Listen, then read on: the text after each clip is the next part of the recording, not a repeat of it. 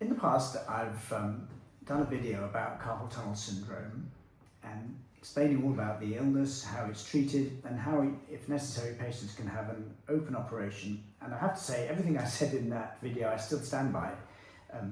Open carpal tunnel release is an excellent operation. It can be done under local anaesthetic, usually is. And we make a cut in the palm here and stitch it in some way. And it works. It's a very, very good operation. But I'm pleased to say that I've learned to do a new keyhole operation, and that's using ultrasound guidance and an ultrasonographer. And using a keyhole knife, we can make a very small incision just at the base of the hand here, feed the keyhole knife in and do exactly the same procedure inside as by making a big cut down in the hand.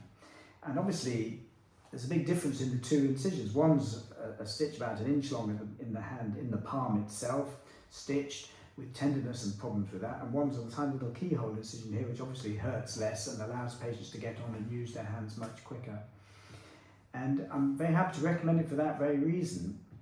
What I would say, however, is the long-term gripping that people need from the hand, that doesn't recover any quicker. You know, something like a bottle or something tight like that where you need all your strength, you'll still take a month to do that. But the day-to-day quick recovery, such as washing, dressing, driving, using a keyboard, that will happen much, much quicker in 2 or 3 days as opposed to a week to 2 weeks. So I'm very happy to recommend it. The patients will not have the scar tenderness either. Both are done under local anaesthetic, both in a minor operations theatre. They're both excellent operations, but one has this very small incision and one has a much larger incision, but it's still a very good operation.